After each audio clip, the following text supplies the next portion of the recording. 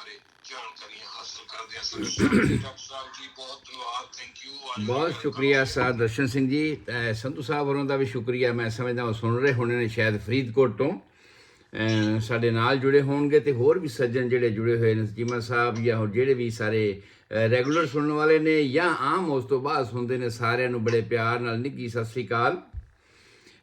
ਅਸੀਂ digestive canal ਦੀਆਂ ਬਿਮਾਰੀਆਂ ਦੀ ਗੱਲ ਕਰ ਰਹੇ ਹਾਂ, ਹਾਜ਼ਮੇ ਨਾਲ ਸੰਬੰਧਿਤ। ਸਾਡੀ ਜਿਹੜੀ ਖੁਰਾਕ ਵਾਲੀ ਨਾਲੀ ਹੈ ਉਹਦੇ ਨਾਲ ਸੰਬੰਧਿਤ ਅਲੱਗ-ਅਲੱਗ ਅੰਗਾਂ ਦੀਆਂ ਬਿਮਾਰੀਆਂ ਦੀ ਗੱਲ ਅਸੀਂ ਆਪਣੇ ਸਰੋਤਿਆਂ ਦੇ ਨਾਲ ਸਾਂਝੀ ਕਰ ਰਹੇ ਹਾਂ, ਜਿਹਦੇ ਵਿੱਚ ਸ਼ੁਰੂਆਤ ਦੇ ਵਿੱਚ ਅਸੀਂ ਇਸ ਖੁਰਾਕ ਵਾਲੀ ਨਾਲੀ 'ਚ ਐਂਟਰ ਕਰਨਾ ਸ਼ੁਰੂ ਕੀਤਾ ਸੀ, ਤੇ ਅਸੀਂ ਬੁੱਲ੍ਹਾਂ ਦੀ ਗੱਲ ਕੀਤੀ ਸੀ, ਚਿਹਰੇ ਦੀ ਗੱਲ ਕੀਤੀ ਸੀ, ਫਿਰ ਅੰਦਰ ਮੂੰਹ ਦੀ ਗੱਲ ਕੀਤੀ ਸੀ, ਔਰ ਪਿਛਲੇ ਪ੍ਰੋਗਰਾਮ ਦੇ ਵਿੱਚ ਅਸੀਂ ਟੌਂਸਲਸ ਦੀ ਗੱਲ ਕੀਤੀ ਸੀ, ਔਰ ਹੋਰ ਜਿਹੜੀਆਂ ਮੂੰਹ ਦੇ ਵਿੱਚ ਬਿਮਾਰੀਆਂ ਅਲੱਗ-ਅਲੱਗ ਹੁੰਦੀਆਂ ਨੇ, ਦੰਦਾਂ ਦੀਆਂ ਬਿਮਾਰੀਆਂ, ਗਮ ਦੀਆਂ ਬਿਮਾਰੀਆਂ ਨੇ, ਇਹ ਸਾਰੀਆਂ ਅਸੀਂ ਡਿਸਕਸ ਕੀਤੀਆਂ ਸੀ, ਕਿਉਂਕਿ ਇਹ ਸਾਡੀ ਫੂਡ ਪਾਈਪ ਦੀ ਸ਼ੁਰੂਆਤ ਸੀ, ਖੁਰਾਕ ਵਾਲੀ ਨਾਲੀ ਦੀ ਸ਼ੁਰੂਆਤ ਸੀ, ਤੇ ਇਸ ਕਰਕੇ ਅਸੀਂ ਇਹਨਾਂ ਦੇ ਵਿੱਚ ਜਿਹੜੀਆਂ ਆਉਣ ਵਾਲੀਆਂ ਬਿਮਾਰੀਆਂ ਨੇ ਅਸੀਂ ਉਹਨਾਂ ਦੇ ਬਾਰੇ ਸਾਰੇ ਆਪਣੇ ਸਰੋਤਿਆਂ ਨੂੰ ਜਾਣਕਾਰੀ ਦਿੱਤੀ ਸੀ। ਤੇ ਪਿਛਲੇ ਪ੍ਰੋਗਰਾਮ ਦੇ ਵਿੱਚ ਅਸੀਂ ਟੌਂਸਲਸ ਦੇ ਵਿੱਚ ਜਿਹੜਾ ਏਰੀਆ ਡਿਸਕਸ ਕੀਤਾ ਸੀਗਾ ਉਹ ਓਰੋਫਰਿੰਜਲ ਜਿਹਨੂੰ ਅਸੀਂ ਕਹਿ ਸਕਦੇ ਹਾਂ ਮੂੰਹ ਦੇ ਨਾਲ ਜਿਹੜੀ ਖੁਰਾਕ ਨਾਲੀ ਦਾ ਪਹਿਲਾ ਹਿੱਸਾ ਜੁੜਦਾ ਹੈ, ਉਸ ਤੋਂ ਉੱਪਰ ਵਾਲਾ ਨੇਜ਼ੋਫੈਰਿੰਗ ਸੀ, ਜਿਹਦੇ 'ਚ ਅਸੀਂ ਟੌਂਸਲ ਡਿਸਕਸ ਕੀਤੇ ਹੈ, ਔਰ ਉਸ ਤੋਂ ਬਾਅਦ ਜਿਹੜਾ ਦੂਸਰਾ ਹਿੱਸਾ ਸੀ ਇਹਦਾ ਉਹ ਓਰੋਫੈਰਿੰਗ ਸੀ, ਜਿਹਦੇ ਵਿੱਚ ਅਸੀਂ ਇਹ ਡਿਸਕਸ ਕੀਤੇ ਸੀ ਉਹਦੀਆਂ ਬਿਮਾਰੀਆਂ। ਔਰ ਅੱਜ ਜਿਹੜਾ ਅਸੀਂ ਤੀਸਰਾ ਹਿੱਸਾ ਇਹਦਾ ਐਪੀਗਲੋਟਸ ਜਿਹਨੂੰ ਅਸੀਂ ਕਿਹਾ ਸੀ, ਖੁਰਾਕ ਵਾਲੀ ਨਾਲੀ ਦਾ ਮੂੰਹ ਤੋਂ ਬਾਅਦ ਸ਼ੁਰੂ ਹੋਣ ਵਾਲਾ ਛੋਟਾ ਜਿਹਾ ਹਿੱਸਾ, ਉਹਦੇ 3 ਹਿੱਸੇ ਹੋ ਗਏ ਸੀ, ਔਰ ਤਿੰਨਾਂ ਹਿੱਸਿਆਂ ਦੇ ਅਲੱਗ-ਅਲੱਗ ਬਿਮਾਰੀਆਂ ਸੀ, ਔਰ ਉਹਨਾਂ ਵਿੱਚੋਂ ਅਸੀਂ ਅੱਜ ਤੀਸਰੇ ਹਿੱਸੇ ਦੀਆਂ ਬਿਮਾਰੀਆਂ ਜਿਹੜੀਆਂ ਨੇ ਜਿਹਨੂੰ ਅਸੀਂ ਐਪੀਗਲੋਟਸ ਕਹਿੰਦੇ ਹਾਂ। ਡਾਕਟਰ ਸਾਹਿਬ ਮੈਂ ਕਾਫੀ ਦਾ ਕੱਪ ਲੈਣ ਜਾ ਰਿਹਾ, ਕੈਰੀ ਹੋ। ਹਾਂਜੀ, ਸੋ ਕੋਈ ਗੱਲ ਨਹੀਂ, ਤੁਸੀਂ ਕਰੋ ਆਪਣਾ। ਮੈਂ ਤੇ ਸ਼ੁਰੂਆਤ ਆਪਾਂ ਕੱਲ ਤੁਹਾਡਾ ਟਾਈਮ ਥੋੜ੍ਹਾ ਜਿਹਾ ਮੈਂ ਜ਼ਿਆਦਾ ਲੈ ਰਿਹਾ, ਅੱਜ ਮੈਂ ਉਸ ਨੂੰ ਕੋਸ਼ਿਸ਼ ਕਰਾਂਗਾ ਕਿ ਟਾਈਮ ਸਿਰ ਸਮ ਅਪ ਕਰਦੇ ਹਾਂ। ਸੋ ਅਸੀਂ ਵੈਸੇ ਮੈਨੂੰ ਇਸ਼ਾਰਾ ਵੀ ਤੁਸੀਂ ਕਰ ਦਿਓ ਜੇ ਟਾਈਮ ਸਿਰ, ਕਈ ਵਾਰ ਬੋਲਦੇ ਪਤਾ ਨਹੀਂ ਲੱਗਦਾ ਟਾਈਮ ਦਾ, ਤੇ ਟਾਈਮ ਜ਼ਿਆਦਾ ਲੰਘ ਜਾਂਦਾ ਹੈ। ਸੋ ਖੈਰ ਅਸੀਂ ਐਪੀਗਲੋਟਸ ਦੀ ਗੱਲ ਕਰ ਰਹੇ ਹਾਂ, ਉਹ ਹਿੱਸਾ ਜਿਹੜਾ ਹੇਠਾਂ ਫੂਡ ਪਾਈਪ ਦੇ ਨਾਲ ਈਸੋਫੇਗਸ ਦੇ ਨਾਲ ਜੁੜਦਾ ਹੈ। ਇਹ ਉਹ ਹਿੱਸਾ ਹੈ ਜਿਸ ਤੋਂ ਬਾਅਦ ਸਾਡਾ ਕੰਟਰੋਲ ਖੁਰਾਕ ਦੇ ਉੱਪਰ ਜਾਂ ਖਾਧੀ ਹੋਈ ਚੀਜ਼ ਕਿਸੇ ਵੀ ਦੇ ਉੱਤੇ ਜਾਂ ਜੋ ਅਸੀਂ ਪੀਤਾ ਹੋਇਆ ਕੁਝ ਵੀ, ਉਹਦੇ ਉੱਪਰ ਸਾਡਾ ਕੰਟਰੋਲ ਨਹੀਂ ਰਹਿੰਦਾ।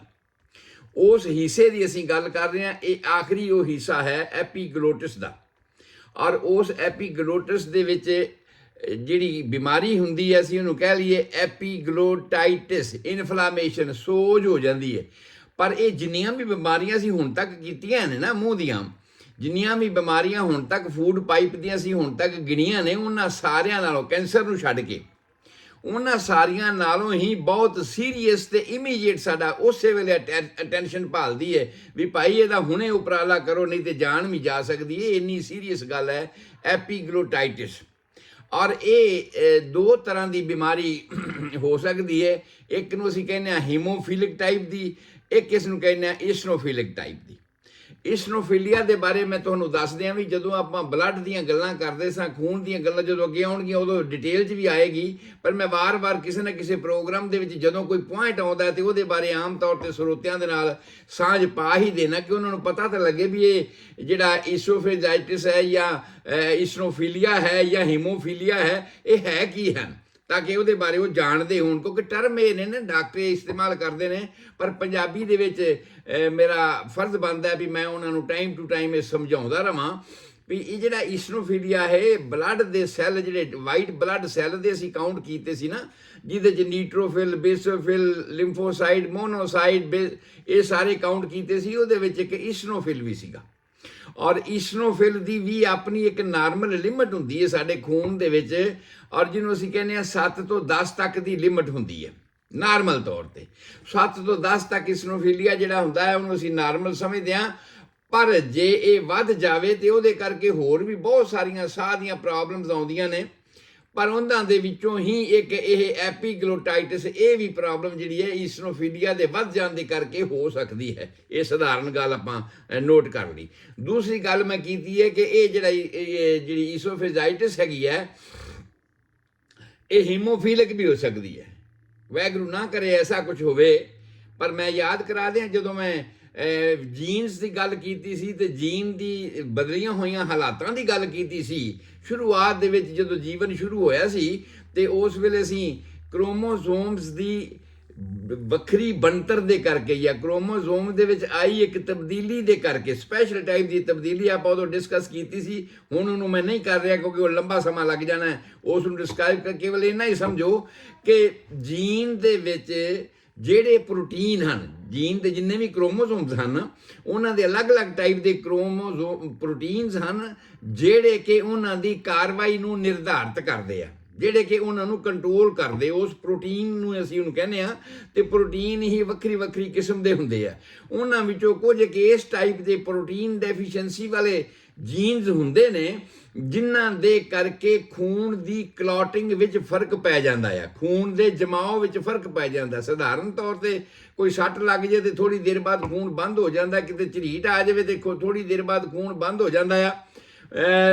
ਤੋ ਇਸ ਹਾਲਾਤ ਦੇ ਵਿੱਚ ਅਗਰ ਕਿਸੇ ਦਾ ਇਹ ਖੂਨ ਬੰਦ ਨਹੀਂ ਹੁੰਦਾ, ਕਈ ਵਾਰ ਤੁਸੀਂ ਵੇਖਿਆ ਹੋਣਾ ਕਈਆਂ ਲੋਕਾਂ ਦੇ ਬਾਹਾਂ ਤੇ ਬੜੇ ਬੜੇ ਕਾਲੇ ਕਾਲੇ ਜਿਹੇ ਬਰਾਊਨ ਕਲਰ ਦੇ ਥਿਮ ਜੇ ਪਏ ਹੁੰਦੇ, ਨਿਸ਼ਾਨ ਪਏ ਹੁੰਦੇ ਨੇ ਬਾਹਾਂ ਤੇ। ਬਜ਼ੁਰਗਾਂ ਦੇ ਖਾਸ ਤੌਰ ਤੇ ਪਏ ਹੁੰਦੇ ਨੇ ਜਿਨ੍ਹਾਂ ਨੂੰ ਬਲੱਡ ਪ੍ਰੈਸ਼ਰ ਦੀ ਬਿਮਾਰੀ ਹੁੰਦੀ ਹੈ ਤੇ ਡਾਕਟਰ ਨੂੰ ਕਹਿੰਦੇ ਨੇ ਜੀ ਪੇਨ ਕਿਲਰ ਜਿਹੜੀ ਹੈਗੀ ਹੈ ਬਲੱਡ ਥਿਨਰ, ਇਹ ਨਾਲ ਦਵਾਈ ਤੁਸੀਂ ਖਾਣੀ ਹੈ।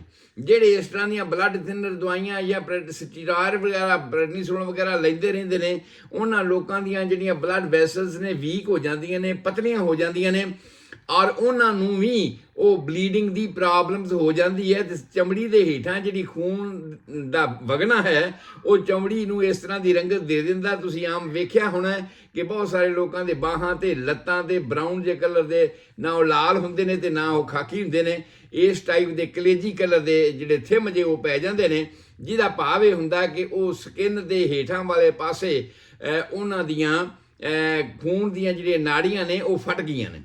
ਔਰ ਇਹ ਗੱਲ ਤਾਂ ਵੈਸੇ ਕਿਸੇ ਹੋਰ ਕਾਰਨ ਹੋ ਸਕਦੀ, ਜਿਵੇਂ ਮੈਂ ਤੁਹਾਨੂੰ ਦੱਸਿਆ ਕਿ ਬਲੱਡ ਪ੍ਰੈਸ਼ਰ ਹੋ ਗਿਆ ਤੇ ਤੁਸੀਂ ਬਲੱਡ ਥਿਨਰ ਗੋਲੀਆਂ ਨਾਲ ਲੈਣੀਆਂ ਸ਼ੁਰੂ ਕਰ ਦਿੱਤੀਆਂ, ਕਿਉਂਕਿ ਬਲੱਡ ਦੇ ਜਿੰਨੀਆਂ ਵੀ ਦਵਾਈਆਂ ਤੁਸੀਂ ਲੈਂਦੇ ਹੋ ਉਹਦੇ ਨਾਲ ਪਿਸ਼ਾਬ ਜ਼ਿਆਦਾ ਆਉਂਦਾ ਹੈ, ਪਸੀਨਾ ਜ਼ਿਆਦਾ ਆਉਂਦਾ ਹੈ, ਔਰ ਬਲੱਡ ਪ੍ਰੈਸ਼ਰ ਤੁਹਾਡਾ ਘਟਦਾ ਆ। ਔਰ ਉਹਦੇ ਨਾਲ ਕੀ ਹੁੰਦਾ, ਪਾਣੀ ਨਿਕਲ ਗਿਆ ਤੇ ਉਸ ਤੋਂ ਬਾਅਦ ਖੂਨ ਸੰਘਣਾ ਹੋ ਗਿਆ। ਹੁਣ ਸਾਨੂੰ ਖੂਨ ਸੰਘਣਾ ਹੋ ਗਿਆ ਤਾਂ ਉਹਨਾਂ ਨੂੰ ਪਤਲਾ ਕਰਨ ਦੀ ਲੋੜ ਹੈਗੀ ਹੈ, ਤੇ ਇਸ ਕਰਕੇ ਬਲੱਡ ਥਿਨਰ ਦਿੱਤੀਆਂ ਜਾਂਦੀਆਂ ਨੇ ਤਾਂ ਕਿ ਪਾਣੀ ਜ਼ਿਆਦਾ ਅਸਿਮੀਲੇਟ ਹੋਵੇ ਤੇ ਉਹ ਰੁਕ ਜਾਵੇ। ਸੋ ਇਹ ਸਾਰੀਆਂ ਗੱਲਾਂ ਜਿਹੜੀਆਂ ਜਿਨ੍ਹਾਂ ਨੂੰ ਬਲੱਡ ਥਿਨਰ ਵਗੈਰਾ ਦਿੱਤੀਆਂ ਜਾਂਦੀਆਂ ਨੇ, ਇਸ ਤਰ੍ਹਾਂ ਦੀਆਂ ਦਵਾਈਆਂ ਜਿਨ੍ਹਾਂ ਦੇ ਵਿੱਚ ਬਲੱਡ ਨੂੰ ਪਤਲਾ ਕਰਨ ਦੀ ਕੈਪੈਸਿਟੀ ਹੁੰਦੀ ਹੈ, ਉਹਨਾਂ ਚੀਜ਼ਾਂ ਦੇ ਕਰਕੇ ਇਸ ਤਰ੍ਹਾਂ ਦੇ ਨਿਸ਼ਾਨ ਪੈ ਜਾਂਦੇ ਨੇ। ਪਰ ਮੈਂ ਜਿਹੜੀ ਗੱਲ ਕਰ ਰਿਹਾ ਹਾਂ, ਮੈਂ ਉਸ ਜੈਨੇਟਿਕ ਕਰੈਕਟਰ ਨੂੰ ਸੰਬੋਧਨ ਹੋ ਰਿਹਾ। ਇਹ ਵੀ ਕਾਰਨ ਸਕਦੇ ਨੇ ਜਿਹੜੇ ਮੈਂ ਤੁਹਾਨੂੰ ਦੱਸੇ ਨੇ, ਪਰ ਬੇਸਿਕਲੀ ਇਹ ਕਾਰਨ ਆਮ ਤੌਰ ਤੇ ਜਿਹੜੀ ਅਸੀਂ ਹੀਮੋਫੀਲੀਆ ਦੀ ਗੱਲ ਕੀਤੀ ਹੈ, ਇਹ ਇੱਕ ਜੈਨੇਟਿਕ ਕਰੈਕਟਰ ਦੀ ਬਿਮਾਰੀ ਹੈ ਜਿਹਦੇ ਕਰਕੇ ਵੀ ਐਪੀਗਲੋਟਾਈਟਿਸ ਹੋ ਸਕਦੀ, ਜਿਹਦੇ ਕਰਕੇ ਵੀ ਸਾਡੀ ਸਾਹ ਵਾਲੀ ਜਿਹੜੀ ਤੇ ਖੁਰਾਕ ਵਾਲੀ ਨਾਲੀ ਦਾ ਜਿੱਥੇ ਜੰਕਸ਼ਨ ਹੈਗਾ ਆ, ਉਸ ਜੰਕਸ਼ਨ ਦੇ ਵਿੱਚ ਸੋਜ ਆ ਜਾਂਦੀ ਹੈ। ਇਸ ਥਾਂ ਦੇ ਬਾਰੇ ਮੈਂ ਆਮ ਪਹਿਲਾਂ ਦੱਸ ਚੁੱਕਿਆ ਹਾਂ ਕਿ ਇਹ ਉਹ ਇੱਕ ਤਰ੍ਹਾਂ ਦਾ ਜੰਕਸ਼ਨ ਹੈ, ਕ੍ਰਾਸਿੰਗ ਹੈ, ਜਿੱਥੇ ਸਾਡੀ ਸਭ ਤੋਂ ਪਹਿਲਾਂ ਜਿਹੜੀ ਸਾਡੀ ਖੁਰਾਕ ਵਾਲੀ ਨਾਲੀ ਹੁੰਦੀ ਹੈ ਉਹ ਅੱਗੇ ਹੁੰਦੀ ਤੇ ਸਾਹ ਵਾਲੀ ਪਿੱਛੇ ਹੁੰਦੀ ਹੈ। ਇੱਥੇ ਆ ਕੇ ਜਿਹੜੀ ਸਾਹ ਵਾਲੀ ਨਾਲੀ ਹੁੰਦੀ ਉਹ ਫੇਫੜਿਆਂ ਨੂੰ ਜਾਣਾ ਹੁੰਦਾ, ਉਹ ਸਾਹਮਣੇ ਹੋ ਜਾਂਦੀ ਹੈ ਤੇ ਬੈਕ ਸਾਈਡ ਤੋਂ ਪਿਛਲੇ ਪਾਸੇ ਤੋਂ ਸਾਡੀ ਜਿਹੜੀ ਖੁਰਾਕ ਵਾਲੀ ਨਾਲੀ ਹੈ ਉਹ ਇੱਥੋਂ ਲੰਘਦੀ ਹੈਗੀ ਹੈ। ਔਰ ਜਦੋਂ ਉਹ ਇੱਥੋਂ ਲੰਘਦੀ ਹੈ ਤਾਂ ਉਸ ਥਾਂ ਤੇ ਇੱਕ ਵਾਲਵ ਲੱਗਾ ਹੋਇਆ ਹੈ, ਇੱਕ ਜੰਕਸ਼ਨ ਲੱਗਾ ਹੋਇਆ ਕਿ ਜਦੋਂ ਤੁਸੀਂ ਸਾਹ ਲੈਣਾ ਆ ਉਦੋਂ ਫੂਡ ਵਾਲੀ ਲਾਈਨ ਜਿਹੜੀ ਆ ਉਹ ਬੰਦ ਹੋ ਜਾਵੇ। ਜਦੋਂ ਤੁਸੀਂ ਖੁਰਾਕ ਖਾ ਰਹੇ ਹੋ ਤੇ ਬੁਰਕੀ ਲੰਘਾ ਰਹੇ ਹੋ, ਉਸ ਵੇਲੇ ਜਿਹੜੀ ਆ ਫੂਡ ਪਾਈਪ ਵਾਲੀ ਖੁੱਲ ਜਾਵੇ ਤੇ ਸਾਹ ਵਾਲੀ ਜਿਹੜੀ ਉਹ ਬੰਦ ਹੋ ਜਾਵੇ। ਕਿਤੇ ਐਸਾ ਨਾ ਹੋਵੇ ਕਿ ਫੂਡ ਸਾਹ ਵਾਲੇ ਪਾਸੇ ਚਲਾ ਜਾਵੇ। ਪਰ ਕਈ ਵਾਰ ਚੌਕਿੰਗ ਹੋ ਜਾਂਦੀ, ਤੁਸੀਂ ਵੇਖਿਆ ਹੋਣਾ, ਪਲਟ ਜਾਂਦੇ ਆ ਲੋਕ, ਪੰਜਾਬੀ 'ਚ ਕਹਿ ਲਓ ਵੀ ਪਲਟ ਜਾਣਾ, ਖਾਂਦੇ ਖਾਂਦੇ ਪਲਟ ਜਾਣਾ। ਔਰ ਜਿਹੜੀ ਖੁਰਾਕ ਵਾਲੀ ਨਾਲੀ ਦੇ ਵਿੱਚ ਜਿਹੜਾ ਸਾਹ ਵਾਲੀ ਨਾਲੀ ਦੇ ਵਿੱਚ ਖੁਰਾਕ ਦਾ ਕੋਈ ਕਿਣਕਾ ਜਾਂ ਕੋਈ ਚੀਜ਼ ਚਲੇ ਜਾਣਾ ਤੇ ਬਹੁਤ ਵੱਡਾ ਅਥਰੂ ਆਉਂਦਾ ਹੈ, ਇੱਕ ਵਾਰ ਸਾਹ ਵੀ ਰੁਕ ਜਾਂਦਾ, ਇਸ ਤਰ੍ਹਾਂ ਦਾ ਹਾਲਾਤ ਬਣ ਜਾਂਦਾ। ਜਦ ਤੱਕ ਉਹ ਨਿਕਲਦਾ ਨਹੀਂ ਉਹ ਵੀ ਇੱਕ ਸੀਰੀਅਸ ਕੰਡੀਸ਼ਨ ਹੋ ਜਾਂਦੀ ਹੈ। ਪਰ ਇਹ ਇੱਕ ਚੱਲਦੇ ਚੱਲਦੇ ਆਉਣ ਵਾਲੀ ਗੱਲ ਹੈ ਤੇ ਮੈਂ ਤੇ ਉਸ ਗੱਲ ਨੂੰ ਕਰ ਰਿਹਾ ਹਾਂ ਜਿਹੜੀ ਜੈਨੇਟਿਕ ਕਰੈਕਟਰ ਦੇ ਕਰਕੇ ਆਉਂਦੀ ਹੈ। ਉਹ ਹੀਮੋਫਿਲਿਕ ਤੌਰ ਤੇ ਬਿਮਾਰੀ ਹੁੰਦੀ ਕਿ ਉਹ ਵਾਲਵ ਦੇ ਵਿੱਚ ਸੋਜ ਆ ਜਾਂਦੀ ਹੈ। ਇਸ ਖੂਨ ਦੀਆਂ ਕਮੀਆਂ ਪੇਸ਼ੀਆਂ ਦੇ ਕਰਕੇ ਉਸ ਦੇ ਵਾਲਵ ਦੇ ਵਿੱਚ ਸੋਜ ਆ ਜਾਂਦੀ ਹੈ, ਜਾਂ ਉਹ ਏਰੀਆ ਸੁੱਜ ਜਾਂਦਾ ਆ, ਉਹਦਾ ਕੰਟਰੋਲ ਲਾਸਟ ਹੋ ਜਾਂਦਾ ਹੈ। ਜਦੋਂ ਉਹਦਾ ਕੰਟਰੋਲ ਲਾਸਟ ਹੋ ਜਾਂਦਾ ਹੈ ਤੇ ਫਿਰ ਤੁਹਾਡਾ ਕੰਟਰੋਲ ਤੇ ਰਿਹਾ ਨਹੀਂ ਨਾ। ਤੁਸੀਂ ਤਾਂ ਕਹਿੰਦੇ ਹੋ ਵੀ ਮੂੰਹ ਤੇ ਅੰਦਰੋਂ ਖੁਰਾਕ ਗਈ ਤੇ ਹੁਣ ਤੁਹਾਡੇ ਕੰਟਰੋਲ 'ਚ ਨਹੀਂ ਰਹਿ ਗਈ, ਤੇ ਤੁਹਾਡੇ ਕੰਟਰੋਲ 'ਚ ਨਹੀਂ ਰਹਿ ਗਈ ਤੇ ਜਿਹਦੇ ਕੰਟਰੋਲ 'ਚ ਤੁਸੀਂ ਭੇਜੀ ਹੈ ਉਹਦਾ ਵਿਚਾਰੇ ਦਾ ਆਪਣਾ ਕੰਟਰੋਲ ਲਾਸਟ ਹੋ ਗਿਆ। ਉਹਦੇ ਸੋਜ ਹੈ, ਉਹ ਵਿਚਾਰਾ ਕੰਮ ਨਹੀਂ ਕਰ ਸਕਦਾ। ਔਰ ਉਹ ਸੋਜ ਜਿਹੜੀ ਹੈ ਉਹ ਈਸਨੋਫਿਲ ਦੇ ਕਰਕੇ ਵੀ ਹੋ ਸਕਦੀ ਹੈ ਕਿ ਈਸਨੋਫਿਲੀਆ ਵੱਧ ਜਾਵੇ, 7 ਤੋਂ 10 ਦੀ ਰੇਂਜ ਤੋਂ ਵੀ ਵੱਧ ਜਾਵੇ, ਕਈਆਂ ਦੇ ਬਹੁਤ 100 ਤੱਕ ਵੀ ਪਹੁੰਚ ਜਾਂਦਾ। ਪਰ ਜਿਹੜੀ ਇਹ ਹੀਮੋਫਿਲਿਕ ਆ, ਇਹ ਤਾਂ ਜੈਨੇਟਿਕ ਕਰੈਕਟਰ ਦੀ ਬਿਮਾਰੀ ਹੈ। ਔਰ ਆਮ ਤੌਰ ਤੇ ਇਹਦੀ ਸੀਰੀਅਸ ਕੰਡੀਸ਼ਨ ਸਾਨੂੰ ਕਈ ਵਾਰ ਵੇਖਣ ਨੂੰ ਮਿਲਦੀ ਹੈ ਜਿਹੜੇ ਛੋਟੇ ਬੱਚੇ ਹੁੰਦੇ ਆ, ਖਾਸ ਤੌਰ ਤੇ ਉਹ ਬੱਚੇ ਜਿਹੜੇ ਡਰੂਲਿੰਗ ਬਹੁਤ ਕਰਦੇ ਨੇ, ਲਾਲਾਂ ਬਹੁਤ ਸੁੱਟਦੇ ਨੇ। ਜਿਹੜੇ ਲਾਲਾਂ ਸੁੱਟਦੇ ਨੇ ਬੱਚੇ, ਉਹਦਾ ਮਤਲਬ ਕੀ ਆ ਕਿ ਤੁਹਾਡੀਆਂ ਜਿਹੜੀਆਂ ਮੂੰਹ ਦੀਆਂ ਮਾਸਪੇਸ਼ੀਆਂ ਨੇ ਉਹ ਵੀ ਵੀਕ ਨੇ। ਜਿਹੜਾ ਉਹਨਾਂ ਦੇ ਵਿੱਚ ਸਲਾਈਵਾ ਆ ਰਿਹਾ ਉਹਨਾਂ ਨੂੰ ਕੰਟਰੋਲ ਨਹੀਂ ਕਰਕੇ ਇਨਜਸਟ ਨਹੀਂ ਕਰ ਰਹੇ। ਪਰ ਜਦੋਂ ਤੁਸੀਂ ਸੌਂ ਜਾਂਦੇ ਹੋ, ਬੱਚਾ ਸੌਂ ਜਾਂਦਾ ਆ, ਉਸ ਵੇਲੇ ਤਾਂ ਡਰੂਲਿੰਗ ਨਹੀਂ ਕਰ ਰਿਹਾ ਉਹ, ਪਰ ਉਹ ਸਲਾਈਵੇਸ਼ਨ ਤਾਂ ਐਕਸੈਸਿਵ ਹੋ ਰਹੀ ਹੈ, ਜ਼ਿਆਦਾ ਜਿਹੜੀ ਆ ਉਹ ਥੁੱਕ ਜਿਹੜੀ ਆ ਮੂੰਹ 'ਚ ਬਣ ਰਹੀ ਹੈ। ਤੇ ਜਦੋਂ ਉਹ ਸਾਰੀ ਜ਼ਿਆਦਾ ਥੁੱਕ ਬਣਦੀ ਹੋਈ ਮੂੰਹ ਦੇ ਵਿੱਚੋਂ ਏਠਾਂ ਵਾਲੇ ਪਾਸੇ ਜਾਂਦੀ ਹੈ ਤੇ ਕਿਤੇ ਇਨਵੋਲੰਟਰੀ ਲਾਸ, ਆਪਣੇ ਆਪ ਉਹ ਲਾਸ ਹੋ ਗਿਆ। ਉਸ ਜਿਹੜਾ ਵਾਲਵ ਸਾਡਾ ਲੱਗਾ ਹੋਇਆ ਹੈ, ਜਿਹਨੇ ਫੇਫੜਿਆਂ ਵਾਲਾ ਪਾਸਾ ਬੰਦ ਕਰਨਾ ਸੀ ਤੇ ਇਹਨੂੰ ਖੁਰਾਕ ਵਾਲੇ ਪਾਸੇ ਭੇਜਣਾ ਸੀ, ਉਹ ਨਹੀਂ ਭੇਜ ਸਕਿਆ ਤੇ ਉਹ ਜਿਹੜੀਆਂ ਚੀਜ਼ਾਂ ਨੇ ਉਹ ਫੇਫੜੇ ਵਾਲੇ ਪਾਸੇ ਚਲੀ ਜਾਣਗੀਆਂ। ਉਹ ਜਿਹੜਾ ਮੁਆਦ ਜਿਹੜਾ ਤੁਹਾਡੇ ਮੂੰਹ 'ਚ ਆਇਆ ਥੁੱਕ ਦਾ, ਉਹ ਫੇਫੜਿਆਂ ਵਾਲੇ ਪਾਸੇ ਚਲੇ ਜਾਏਗਾ। ਮੈਂ ਗੱਲ ਬੱਚਿਆਂ ਦੀ ਕਰ ਰਿਹਾ ਜਿਹੜੇ ਬਹੁਤ ਸਾਰਾ ਡਰੂਲਿੰਗ ਕਰਦੇ ਹੈਗੇ ਨੇ। ਤੋ ਇਸ ਕਰਕੇ ਇਹਨਾਂ ਗੱਲਾਂ ਦਾ ਬਹੁਤ ਧਿਆਨ ਰੱਖਣ ਦੀ ਲੋੜ ਹੈਗੀ ਹੈ ਕਿ ਇਹ ਜਿਹੜੀ ਐਪੀਗਲੋਟਾਈਟਿਸ ਹੈ, ਇਹ ਜਿਹੜਾ ਉਹ ਜੰਕਸ਼ਨ ਹੈ ਸਾਡਾ ਫੂਡ ਤੇ ਸਾਹ ਵਾਲੀ ਨਾਲੀ ਦਾ, ਉਸ ਥਾਂ ਤੇ ਲੱਗੇ ਹੋਏ ਵਾਲਵ ਦੀ ਨਾਕਾਮੀ ਦੀ ਗੱਲ ਹੋ ਰਹੀ ਹੈ ਕਿ ਉਹ ਆਪਣਾ ਕੰਮ ਨਾਰਮਲ ਨਹੀਂ ਕਰ ਸਕਿਆ। ਕਾਰਨ ਕਈ ਹੋ ਸਕਦੇ ਨੇ ਜਿਹੜੇ ਆਪਾਂ ਹੁਣੇ ਦੱਸਣੇ ਨੇ, ਕਿ ਇੱਕ ਤਾਂ ਕਾਰਨ ਅਸੀਂ ਜੈਨੇਟਿਕ ਦੀ ਗੱਲ ਕਰ ਰਹੀ ਹੈ ਕਿ ਉਹ ਜੈਨੇਟਿਕ ਕਾਰਨ ਹੀਮੋਫੀਲੀਆ ਦਾ ਹੋ ਸਕਦਾ ਹੈ। ਦੂਸਰਾ ਕਾਰਨ ਅਸੀਂ ਰਹਿਣ ਸਹਿਣ, ਆਬੋ-ਹਵਾ, ਸਲਾਬੇ ਵਾਲੀਆਂ ਥਾਵਾਂ 'ਚ ਰਹਿਣਾ, ਮਾਰਸ਼ੀ ਥਾਵਾਂ 'ਤੇ ਰਹਿਣਾ, ਉਹਨਾਂ ਲੋਕ ਦਰਿਆਵਾਂ ਦੇ ਕੰਢਿਆਂ 'ਤੇ ਜਿਹੜੇ ਲੋਕ ਰਹਿੰਦੇ ਨੇ ਉਹਨਾਂ ਦਾ ਈਸਟਰੋਫਿਲ ਆਮ ਤੌਰ 'ਤੇ ਵਧਿਆ ਹੀ ਰਹਿੰਦਾ ਆ।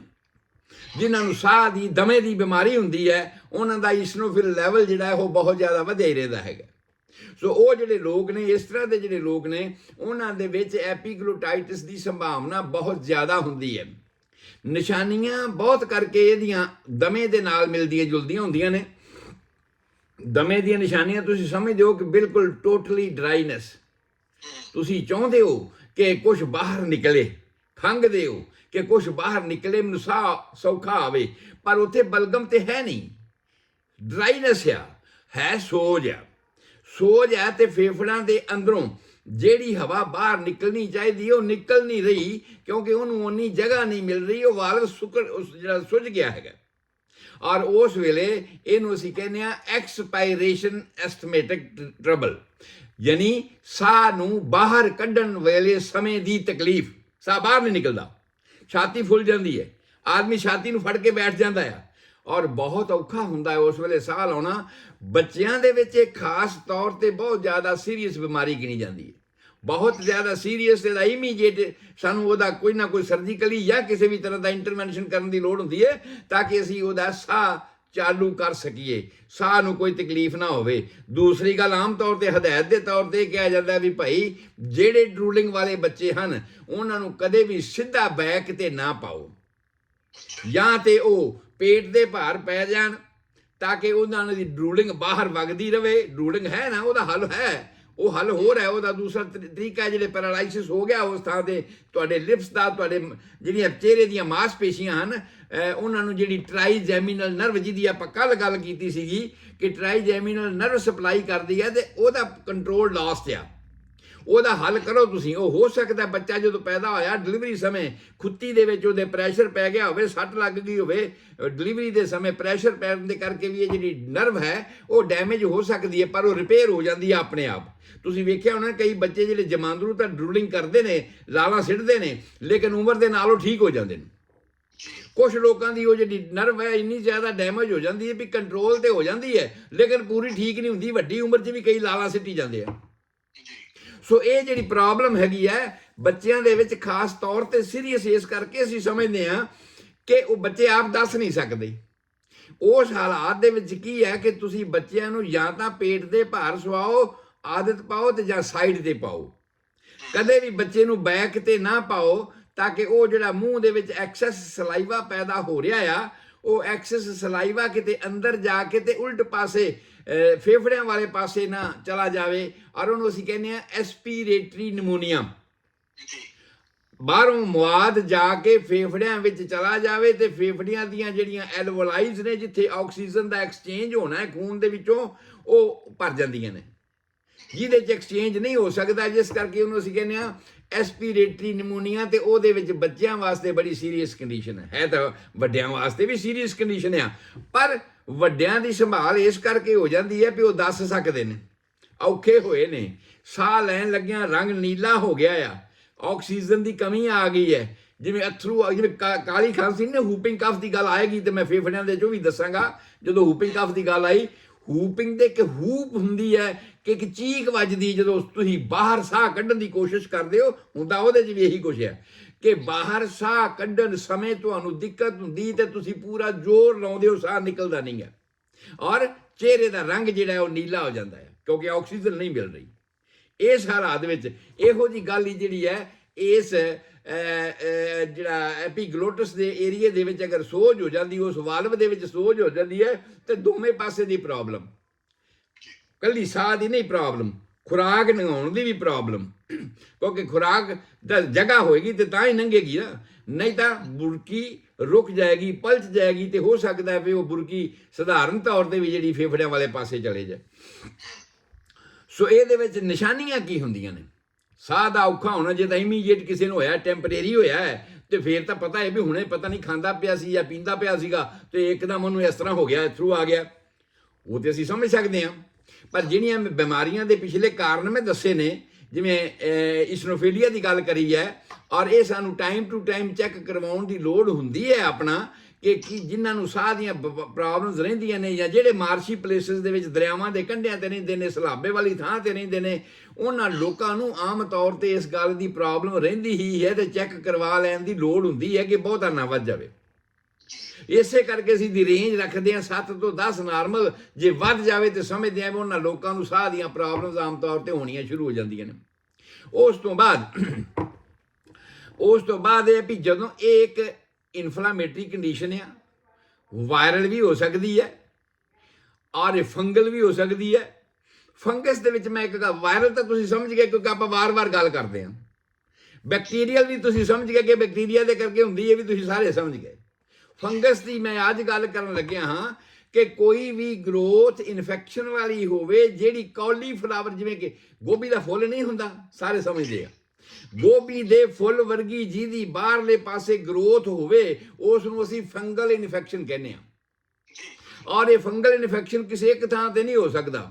ਜਿੰਨੇ ਵੀ ਸਾਡੇ ਔਰੀਫਿਸਿਸ ਹਨ ਸਰੀਰ ਦੇ, ਨੱਕ ਹੈ, ਮੂੰਹ ਹੈ, ਜਨਨ ਅੰਗ ਹਨ ਸਾਡੇ, ਵਜਾਈਨਲ ਔਰਤਾਂ ਦੇ ਹੈਗੇ ਜਾਂ ਯੂਰੀਨਰੀ ਹੈਗੀ ਹੈ, ਇਹਨਾਂ ਸਾਰਿਆਂ ਥਾਵਾਂ ਤੇ ਕਿਸੇ ਵੀ ਥਾਂ ਤੇ ਫੰਗਲ ਇਨਫੈਕਸ਼ਨ ਹੋ ਸਕਦਾ ਹੈ। ਉਂਗਲਾਂ, ਪੈਰ ਦੀਆਂ ਉਂਗਲਾਂ ਦੇ ਵਿੱਚ ਵੀ ਹੋ ਸਕਦਾ ਆ। ਸੋ ਕਿਸੇ ਵੀ ਥਾਂ ਤੇ ਜਿੱਥੇ ਇਹ ਕਾਲੀਫਲਾਵਰ ਲਾਈਕ ਗਰੋਥ ਹੋਵੇ, ਜਿਹਨੂੰ ਗੋਭੀ ਦੇ ਫੁੱਲ ਵਰਗੀ ਗਰੋਥ ਕਹਿੰਦੇ ਆ, ਅਗਰ ਇਹ ਇਸ ਟਾਈਪ ਦੀ ਹੋਵੇ ਤੇ ਉਹਨੂੰ ਅਸੀਂ ਫੰਗਲ ਇਨਫੈਕਸ਼ਨ ਕਹਿੰਦੇ ਆ। ਤੇ ਮੈਂ ਕਹਿਣ ਲੱਗਿਆ ਇਹ ਸੀ ਕਿ ਇਹ ਵਾਇਰਲ ਵੀ ਹੈ, ਇਹ ਬੈਕਟੀਰੀਅਲ ਵੀ ਹੈ, ਔਰ ਇਹ ਫੰਗਲ ਇਨਫੈਕਸ਼ਨ ਦੇ ਕਰਕੇ ਵੀ ਹੋ ਸਕਦੀ ਹੈ। ਔਰ ਜਦੋਂ ਇਹ ਫੰਗਲ ਇਨਫੈਕਸ਼ਨ ਦੇ ਕਰਕੇ ਹੁੰਦੀ ਹੈ ਤੇ ਬੜੀ ਸੀਰੀਅਸ ਗੱਲ ਆ। ਸੀਰੀਅਸ ਇਸ ਕਰਕੇ ਆ ਕਿ ਸਾਨੂੰ ਪਤਾ ਵੀ ਵਾਇਰਸ ਦਾ ਵੀ ਆਪਣਾ ਸਮਾਂ ਹੈਗਾ, ਉਹਨੇ 21 ਦਿਨਾਂ ਦੇ ਵਿੱਚ ਆਪਣੇ ਆਪ ਠੀਕ ਹੋ ਜਾਣਾ, ਤੇ ਉਦੋਂ ਬਾਅਦ ਜਿਹੜੇ ਉਹਦੇ ਸਾਈਡ ਇਫੈਕਟ ਨੇ ਰਿਕਵਰ ਹੋ ਜਾਣਗੇ। ਅਸੀਂ ਉਨੇ ਦੇਰ ਤੱਕ ਪ੍ਰਬੰਧ ਕਰਕੇ ਰੱਖੀਏ, ਸਾਹ ਦੀ ਨਾਲੀ ਨੂੰ ਕੰਟਰੋਲ ਕਰਕੇ ਰੱਖੀਏ ਕਿ ਸਾਹ ਆਉਂਦਾ ਰਹੇ, ਖੁਰਾਕ ਜਾਂਦੀ ਰਹੇ, ਤੇ ਉਦੋਂ ਬਾਅਦ ਇਹ ਠੀਕ ਹੋ ਜਾਏਗਾ। ਜੇ ਬੈਕਟੀਰੀਆ ਹੈਗਾ ਤੇ ਸਾਨੂੰ ਪਤਾ ਕਿ ਫਲਾਨੀ ਟਾਈਪ ਦਾ ਬੈਕਟੀਰੀਆ ਹੈਗਾ ਆ, ਉਸ ਬੈਕਟੀਰੀਆ ਵਾਸਤੇ ਅੱਜ ਕੱਲ੍ਹ ਸਾਡੇ ਕੋਲ ਸਾਰਾ ਕੁਝ ਬਣਿਆ ਹੋਇਆ ਹੈ, ਅਸੀਂ ਉਸ ਬੈਕਟੀਰੀਆ ਨੂੰ ਕਿਲ ਕਰ ਸਕਦੇ ਹਾਂ। ਪਰ ਜਦੋਂ ਫੰਗਲ ਹੋਇਆ, ਫੰਗਸ ਇਨਫੈਕਸ਼ਨ ਦਾ ਤੁਸੀਂ ਕੀ ਕਰੋਗੇ? ਉਹਨੂੰ ਸਰਜੀਕਲੀ ਰਿਮੂਵ ਕਰਨਾ ਹੀ ਪੈਣਾ। ਮੌਕਾ ਹੁੰਦਾ ਨਾ ਕਿਤੇ, ਉਹਨੂੰ ਕੱਟਣਾ ਪੈਂਦਾ ਹੈ। ਫੰਗਸ ਹੋ ਜਾਂਦਾ, ਉਹਨੂੰ ਸਾਫ਼ ਕਰਨਾ ਪੈਂਦਾ ਆ। ਤੇ ਖਾਸ ਕਰਕੇ ਜਦੋਂ ਗਲੇ ਦੇ ਅੰਦਰ ਹੋਵੇ, ਤੁਸੀਂ ਅੰਦਾਜ਼ਾ ਲਾ ਸਕਦੇ ਹੋ ਕਿ ਉਹ ਕਿੰਨਾ ਸੀਰੀਅਸ ਹੋਏਗਾ, ਬਹੁਤ ਜ਼ਿਆਦਾ ਸੀਰੀਅਸ ਹੋਏਗਾ। ਔਰ ਇਸ ਕਰਕੇ ਹੀ ਇਸ ਨੂੰ ਅਸੀਂ ਕਹਿੰਦੇ ਹਾਂ ਕਿ ਬਹੁਤ ਸੀਰੀਅਸ ਬਿਮਾਰੀ ਹੈਗੀ ਹੈ। ਸ਼ੁਰੂਆਤ ਦੇ ਵਿੱਚ ਬੁਖਾਰ, ਸੋਰ ਥਰੋਟ, ਸਵੈਲਿੰਗ ਗਲੇ ਦੇ ਵਿੱਚ, ਵਾਰ-ਵਾਰ ਬੰਦਾ ਗਲੇ ਨੂੰ ਫੜਦਾ ਹੈ ਤੇ ਸੁੱਕੀ ਖਾਂਸੀ ਉਹ ਕਰਨੀ ਸ਼ੁਰੂ ਕਰਦਾ ਹੈ ਤੇ ਖਾਂਸੀ ਉਹਦੇ ਨਾਲ ਵੱਧਦੀ ਜਾਂਦੀ, ਬਜਾਏ ਇਸ ਦੇ ਕਿ ਘਟਣ ਦੇ ਉਸ ਖਾਂਸੀ ਜਿਹੜੀ ਉਹਦੀ ਵਾਰ-ਵਾਰ ਜਿਹੜੀ ਉਹ ਵਧਣੀ ਸ਼ੁਰੂ ਹੋ ਜਾਂਦੀ ਹੈ। ਔਰ ਉਸ ਤੋਂ ਬਾਅਦ ਇੱਕ ਲਫ਼ਜ਼ ਹੁੰਦਾ ਡਿਸਫੇਜੀਆ, ਖੁਰਾਕ ਨਗਾ ਨਾ ਸਕਣਾ, ਬੁਰਕੀ ਨਹੀਂ ਲੰਘਦੀ। ਜਦੋਂ ਸੋਜ ਹੋ ਗਈ ਅੰਦਰ ਤੇ ਬੁਰਕੀ ਨਹੀਂ ਲੰਘਦੀ, ਇਹ ਵੀ ਬੜੀ ਕੰਡੀਸ਼ਨ ਹੈ ਵੀ ਖਾ ਨਹੀਂ ਸਕਦਾ ਤੇ ਬੰਦਾ ਲੰਬੇ ਸਮੇਂ 'ਚ ਸੁੱਕਦਾ ਜਾਂਦਾ ਹੈ, ਕਮਜ਼ੋਰ ਹੁੰਦਾ ਜਾਂਦਾ ਹੈ ਇਸ ਬਿਮਾਰੀ ਦੇ ਨਾਲ। ਇੱਕ ਤੇ ਆਕਸੀਜਨ ਘੱਟ ਆ, ਇੱਕ ਖੁਰਾਕ ਨਹੀਂ ਜਾ ਸਕਦੀ ਤੇ ਅਸੀਂ ਅੰਦਾਜ਼ਾ ਹੀ ਲਾ ਸਕਦੇ ਹਾਂ ਵੀ ਕੀ ਹੋ ਸਕਦਾ ਉਹਦਾ। ਦੂਸਰਾ, ਸਾਹ ਆ ਹੀ ਨਹੀਂ ਰਿਹਾ, ਆਕਸੀਜਨ ਜਾ ਹੀ ਨਹੀਂ ਰਹੀ ਤੇ ਅਲਟੀਮੇਟ ਹਰੇਕ ਸਰੀਰ ਦੇ ਕੰਮ ਸੁਸਤੀ ਆ ਜਾਏਗੀ। ਅਗਲੀ ਗੱਲ ਆਪਾਂ ਡਰੂਲਿੰਗ ਦੀ ਕੀਤੀ। ਡਰੂਲਿੰਗ ਨੂੰ ਮੈਨੂੰ ਵਾਰ-ਵਾਰ ਕਹਿਣਾ ਪੈ ਰਿਹਾ ਆ ਕਿ ਜਿੰਨੀਆਂ ਵੀ ਮੇਰੀਆਂ ਮਾਤਾਵਾਂ, ਭੈਣਾਂ, ਬੱਚਿਆਂ ਵਾਲੇ ਜਿੰਨੇ ਵੀ ਸਲਾਕ ਸੁਣ ਰਹੇ ਨੇ, ਇਹ ਖਿਆਲ ਰੱਖਣ ਕਿ ਜਿਨ੍ਹਾਂ ਦੇ ਬੱਚੇ ਡਰੂਲਿੰਗ ਕਰਦੇ ਨੇ ਉਹਦਾ ਮਤਲਬ ਹੈ ਕਿ ਟ੍ਰਾਈਜੈਮੀਨਲ ਨਰਵ ਉਹਨਾਂ ਦੀ ਡੈਮੇਜ ਹੋਈ ਹੈ ਥੋੜੀ ਜਾਂ ਬਹੁਤੀ, ਜਨਮ ਸਮੇਂ, ਬੱਚੇ ਜਦ ਪੈਦਾ ਹੋਣ ਸਮੇਂ, ਔਰ ਜਾਂ ਕਈ ਵਾਰਾਂ ਐਕਸਪੋਜ਼ਰ ਹੋਣ ਦੇ ਕਰਕੇ। ਇੱਕ ਬਿਮਾਰੀ ਦਾ ਨਾਮ ਲਿਆ ਸੀਗਾ ਬੈਲਜ਼ ਪੈਲਸੀ, ਔਰ ਉਹ ਵੀ ਟ੍ਰਾਈਜੈਮੀਨਲ ਨਰਵ ਨੂੰ ਹੀ ਇਫੈਕਟ ਕਰਦੀ ਕਿ ਅੰਦਰ ਬੈਠੇ ਆ, ਹੀਟ ਲੱਗੀ ਹੋਈ ਹੈ ਤੇ ਫਟਾਫਟ ਬੱਚੇ ਤਾਂ ਰੁਕਦੇ ਨਹੀਂ ਨਾ, ਦਰਵਾਜ਼ਾ ਖੋਲ੍ਹਿਆ ਫਟਾਫਟ ਬਾਹਰ ਚਲੇ ਗਏ। ਉਹ ਫਟਾਫਟ ਬਾਹਰ ਚਲੇ ਗਏ ਤੇ ਉਹ ਚਲੇ ਜਾਣ ਦਾ ਮਤਲਬ ਕੀ ਹੋਇਆ ਕਿ ਬਾਹਰੋਂ ਠੰਡੀ ਹਵਾ ਲੱਗੀ ਤੇ ਐਕਸਪੋਜ਼ਰ ਹੋ ਗਿਆ ਕਿ ਜਿਹੜਾ ਚਿਹਰੇ ਦਾ ਕਿਸੇ ਪਾਸਾ ਮਾਰਿਆ ਗਿਆ। ਖਾਸ ਤੌਰ ਤੇ ਜਿਹੜੇ ਬਲੱਡ ਪ੍ਰੈਸ਼ਰ ਵਾਲੇ ਲੋਕ ਨੇ, ਇਹ ਅਗਰ ਇਮੀਡੀਏਟ ਟੈਂਪਰੇਚਰ ਚੇਂਜ ਕਰਦੇ ਨੇ ਤੇ ਇਹ ਕੰਟਰੋਲ ਤੋਂ ਬਾਹਰ ਹੋ ਜਾਂਦੀ ਗੱਲ ਤੇ ਬੈਲਜ਼ ਪੈਲਸੀ ਉਹਨਾਂ ਨੂੰ ਵੀ ਹੋ ਜਾਂਦੀ ਹੈ। ਸੋ ਇਸ ਤਰ੍ਹਾਂ ਕਰਕੇ ਇਹ ਡਰੂਲਿੰਗ ਵਾਸਤੇ ਮੈਂ ਬਹੁਤ ਜ਼ਿਆਦਾ ਜ਼ੋਰ ਇਸ ਕਰਕੇ ਲਾ ਰਿਹਾ ਕਿ ਬਹੁਤ ਹੀ ਬੱਚਿਆਂ ਨਾਲ ਸੰਬੰਧਿਤ ਹੈਗੀ ਹੈ ਔਰ ਉਹਨਾਂ ਨੂੰ ਸੀਰੀਅਸਲੀ ਲੈਣਾ ਚਾਹੀਦਾ ਇਮੀਡੀਏਟਲੀ ਉਹਦੇ ਕੰਟਰੋਲ ਵਾਸਤੇ, ਤਾਂ ਕਿ ਬੱਚੇ ਦਾ ਸਾਹ ਨਾ ਰੁਕ ਜਾਏ। ਤੁਹਾਡੇ ਵਾਸਤੇ ਹੋਰ ਹੱਲ ਹੈ ਨਹੀਂਗਾ। ਕੀ ਕਰੋਗੇ ਉਸ ਵੇਲੇ? ਤੇ ਜਦੋਂ ਥੋੜੀ ਬਹੁਤ ਵੀ ਖਾਂਸੀ ਸੁੱਕੀ ਆਉਂਦੀ ਹੈ ਬੱਚੇ ਨੂੰ, ਜਿਵੇਂ ਅਥਰੂ ਆਉਂਦਾ, ਪੰਜਾਬੀ 'ਚ ਕਹਿ ਲਓ ਕਾਲੀ ਖਾਂਸੀ ਵਰਗੀ ਖਾਂਸੀ ਆਉਂਦੀ ਹੈ, ਤੇ ਉਸ ਵੇਲੇ ਤੁਸੀਂ ਇਹਦਾ ਇਮੀਡੀਏਟ ਇਫੈਕਟ ਕਰਨਾ ਹੈਗਾ। ਹੁਣ ਇਹਦੇ ਕਾਰਨਾਂ ਦੇ ਵਿੱਚ ਇੱਕ ਹੋਰ ਗੱਲ ਆ ਜਾਂਦੀ ਹੈ। ਕਈ ਲੋਕ ਉਹ ਆਪਣੇ ਪਿੰਡਾਂ 'ਚ ਹੁੰਦੇ ਨਾ ਜੀ, ਸ਼ਰਾਬ ਕੱਢਦੇ ਆ ਤੇ ਗਰਮਾ ਗਰਮ ਸ਼ਰਾਬ ਤੱਤੀ ਪਹਿਲੇ ਤੋੜਦੀ ਪੀਂਦੇ ਆ। ਉਹ ਜਿਹੜੇ ਪਹਿਲੇ ਤੋੜਦੀ ਪੀਂਦੇ ਆ ਨਾ, ਉਹਨਾਂ ਲੋਕਾਂ ਨੂੰ ਵੀ ਇਹ ਐਪੀਗਲੋਟਾਈਟਸ ਆਮ ਹੋ ਜਾਂਦੀ ਹੈ। ਔਰ ਜਿਹੜੇ ਲੋਕ ਬਹੁਤ ਗਰਮ ਚਾਹ ਪੀਣ ਦੇ ਆਦੀ ਨੇ, ਉਹ ਯਾਰ ਤੁਹਾਨੂੰ ਤਾਂ ਲੱਗਦਾ ਵੀ ਚਾਹ ਸਵਾਦ ਲੱਗਦੀ ਮੂੰਹ ਨੂੰ, ਐਪੀਗਲੋਟਸ ਜਿਹੜਾ ਅੰਦਰ ਵਾਲੇ ਮੈਂਬਰ ਨੇ ਉਹ ਤਾਂ ਸੌਫਟ ਨੇ, ਉਹਨਾਂ ਦੀ ਤੇ ਇੱਕ ਲਿਮਟ ਹੈਗੀ ਵੀ ਜਿਹੜਾ 98.4 ਡਿਗਰੀ ਫਾਰਨਹਾਈਟ ਤੋਂ ਜੇ ਉੱਪਰ ਕੋਈ ਚੀਜ਼ ਹੋਵੇ ਤਾਂ ਉਹਨੂੰ ਗਰਮ ਲੱਗਣੀ ਹੈ। ਇਦੋਂ ਘੱਟ ਹੋਈ ਤੇ ਉਹਨੇ ਬਰਦਾਸ਼ਤ ਕਰਨਾ ਵੀ ਠੀਕ ਆ।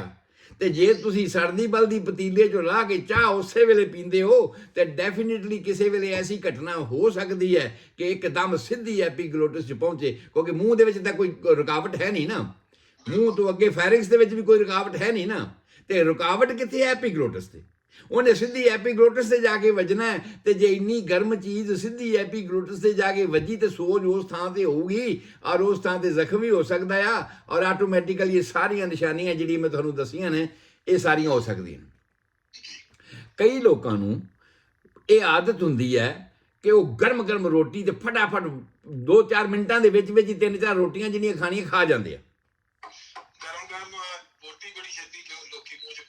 ਬਹੁਤ ਜ਼ਿਆਦਾ ਖਾਂਦੇ ਆ। ਔਰ ਮੈਂ ਉਹਨਾਂ ਨੂੰ ਸਾਵਧਾਨ ਕਰਨਾ ਚਾਹੁੰਦਾ ਆ ਕਿ ਸਰੀਰ ਮੂੰਹ ਦੇ ਵਿੱਚ ਜਿੰਨਾ ਜ਼ਿਆਦਾ ਤੁਸੀਂ ਬੋਲਸ ਨੂੰ ਚਿੱਥਦੇ ਹੋ ਉਹਨਾਂ ਜ਼ਿਆਦਾ ਤੁਹਾਡੇ ਵਾਸਤੇ ਫਾਇਦੇਮੰਦ ਹੈ, ਉਹਨਾਂ ਜ਼ਿਆਦਾ ਛੇਤੀ ਅੰਦਰ, ਕਿਉਂਕਿ ਪੇਟ ਦੇ ਵਿੱਚ ਅੰਦਰ ਦੰਦ ਨਹੀਂ ਲੱਗੇ ਹੋਏ, ਦੰਦ ਤੁਹਾਨੂੰ ਮੂੰਹ 'ਚ ਹੀ ਲਾਏ ਆ ਰੱਬ ਨੇ, ਦੰਦ ਮੂੰਹ 'ਚ ਲਾਏ ਨੇ ਰੱਬ ਨੇ, ਤੇ ਇਹਨਾਂ ਦੰਦਾਂ ਦਾ ਕੰਮ ਪੂਰਾ ਇਹਨਾਂ ਨੂੰ ਕਰਨ ਦਿਓ, ਇਹਨਾਂ ਨੂੰ ਜ਼ਿੰਮੇਵਾਰੀ ਦਿਓ ਕਿ ਆਪਣੇ ਫੂਡ ਨੂੰ ਪੂਰੀ ਤਰ੍ਹਾਂ ਚਿੱਥ ਕੇ ਨਗਾ ਕੇ ਫਿਰ ਅੰਦਰ ਜਾਣ ਦੇਣ, ਤਾਂ ਕਿ ਐਪੀਗਲੋਟਸ ਦੇ ਵਿੱਚੋਂ ਵੀ ਬੜਾ ਸੌਫਟ ਤੌਰ ਤੇ ਤੁਹਾਡੀ ਖੁਰਾਕ ਅੰਦਰ ਚਲੀ ਜਾਵੇ। ਉਦੋਂ ਬਾਅਦ ਤੁਹਾਡਾ ਕੰਟਰੋਲ ਹੈ ਨਹੀਂਗਾ। ਤੇ ਜੇ ਕੰਟਰੋਲ ਅੱਜ ਕੱਲ ਇੱਕ ਬੜੀ ਪ੍ਰੋਬਲਮ ਆ, ਬੱਚੇ ਵੀ ਸਿਆਣੇ ਵੀ ਤੇ ਬਜ਼ੁਰਗ ਵੀ ਜੀ ਫੋਨ ਨਾਲ ਲੈ ਕੇ ਰੋਟੀ ਖਾਣਗੇ ਜੀ, ਫੋਨ ਸਾਹਮਣੇ ਰੱਖ ਕੇ ਤੇ ਧਿਆਨ ਜਿਹੜਾ ਸਾਰਾ ਵੀਡੀਓ ਜਾ ਰਿਹਾ ਤੇ ਉਹ ਦਵਾ ਤੱਕ ਡਾਈਵਰਸ਼ਨ ਆਫ ਮਾਈਂਡ ਜਿਹੜਾ ਹੈ ਨਾ, ਇਹ ਸਾਡੇ ਵਾਸਤੇ ਹੈ ਖਤਰਨਾਕ, ਕਿਸੇ ਵੀ ਵੇਲੇ ਹੋ ਸਕਦਾ ਹੈ। ਪਰ ਜਿਹੜੀ ਸਾਡੀ ਪ੍ਰੈਕਟਿਸ ਹੈ ਨਾ ਦਰਸ਼ਨ ਸਿੰਘ ਜੀ, ਪ੍ਰੈਕਟਿਸ ਦੇ ਨਾਲ ਅਸੀਂ ਕਈ ਵਾਰ ਇੱਕ ਦੋ ਗੱਲਾਂ, ਕਈ ਵਾਰ ਤਿੰਨ ਗੱਲਾਂ ਆਪਣੀ ਕਪੈਸਿਟੀ ਦੇ ਮੁਤਾਬਕ ਇੱਕੇ ਟਾਈਮ ਤੇ ਕਰੀ ਜਾ ਰਹੇ ਹਾਂ। ਪਰ ਇਹ ਤੁਹਾਡੀ ਆਪਣੀ ਪ੍ਰੈਕਟਿਸ ਹੈ, ਤੇ ਪ੍ਰੈਕਟਿਸ ਕਦੀ ਵੀ ਤਾਂ ਫੇਲ ਹੋ ਸਕਦੀ ਹੈ ਨਾ। ਪ੍ਰੈਕਟਿਸ ਤੇ ਕਦੀ ਵੀ ਫੇਲ ਹੋ ਸਕਦੀ, ਜਦੋਂ ਫੇਲ ਹੋ ਗਈ ਅਥਰੂ ਆ ਗਿਆ ਤੇ ਉਸ ਵੇਲੇ ਕੀ ਕਰੋਗੇ? ਤੋ ਇਸ ਕਰਕੇ ਜੋ ਗਲਤ ਹੈ ਉਹ ਗਲਤ ਹੈ। ਜਦੋਂ ਤੁਸੀਂ ਖੁਰਾਕ ਖਾ ਰਹੇ ਹੋ, ਤੁਹਾਡਾ ਧਿਆਨ ਖੁਰਾਕ ਵੱਲੇ ਹੋਵੇ, ਉਸ ਵੇਲੇ ਤੁਸੀਂ ਉਹਨੂੰ ਪੂਰੀ ਤਰ੍ਹਾਂ ਚਿੱਥ ਕੇ ਅੰਦਰ, ਨਹੀਂ ਤਾਂ ਜ਼ਬਰਦਸਤੀ ਫਟਾਫਟ ਹੀ ਅੰਦਰ ਜਾਈ ਜਾਂਦੀ ਆ। ਔਰ ਇਹਦੇ ਵਿੱਚ ਐਪੀਗਲੋਟਾਈਟਿਸ ਦੇ ਵਿੱਚ ਇਹ ਆ ਕਿ ਵੱਡਾ ਬੋਲਸ, ਵੱਡੀ ਖੁਰਾਕ ਤੁਸੀਂ ਪਾ ਲਈ ਮੂੰਹ ਦੇ ਵਿੱਚ ਔਰ ਸਿੱਧੀ ਅੰਦਰ ਫਟਾਫਟ ਲੰਘਾ ਲਈ, ਉਹਦੇ ਨਾਲ ਉੱਥੇ ਜਾ ਕੇ ਉਹਨੂੰ ਟਾਈਮ ਹੀ ਨਹੀਂ ਮਿਲਿਆ ਕਿ ਮੈਂ ਸਾਹ ਵਾਲਾ ਪਾਸਾ ਬੰਦ ਕਰ ਦਿਆਂ ਤੇ ਖੁਰਾਕ ਵਾਲਾ ਪਾਸਾ ਖੋਲ ਦਿਆਂ ਤੇ ਅੰਦਰ ਚਲੀ ਜਾਵੇ। ਹੁਣ ਤੁਸੀਂ ਅੰਦਾਜ਼ਾ ਲਾ ਸਕਦੇ ਵੀ ਉਸ ਵੇਲੇ ਕੀ ਹੋਊਗਾ। ਉਹ ਵਿਚਾਰਾ ਵਾਲਵ ਜਿਹੜਾ ਆ ਉਹ ਉਸ ਬੋਲਸ ਦਾ ਭਾਰ ਹੀ ਨਹੀਂ ਚੁੱਕ ਸਕਦਾ ਹੈ ਜੀ। ਤੇ ਕੀ ਹੋਊਗਾ? ਜਦ ਤੱਕ ਉਲਟੀ ਨਹੀਂ ਆਉਂਦੀ ਤਦ ਉਹ ਬੋਲਸ ਉਹਦੇ ਉੱਤੋਂ ਭਾਰ ਚੁੱਕਿਆ ਨਹੀਂ ਜਾਂਦਾ, ਉਹ ਵਿਚਾਰਾ ਉੱਠ ਹੀ ਨਹੀਂ ਸਕਦਾ। ਜੇ ਉੱਠ ਨਹੀਂ ਸਕਦਾ ਤੇ ਉਨੀ ਦੇਰ ਤੁਹਾਨੂੰ ਸਾਹ ਨਹੀਂ ਆਉਣਾ। ਇਹ ਹੋਰ ਵੀ ਹੋਇਆ ਜੀ, ਅੱਜ ਕੱਲ ਮੈਂ ਇੰਡੀਆ ਦੇ ਦੇਖ ਰਿਹਾ ਕਿ ਇੱਕ ਪਲੇਟ ਸਾਡਾ ਜਿਹੜਾ ਵੀ ਪਲੇਟ ਨੂੰ 5 ਮਿੰਟਾਂ 'ਚ ਖਾ ਜਾਏ 1 ਲੱਖ ਰੁਪਇਆ ਨਾਮ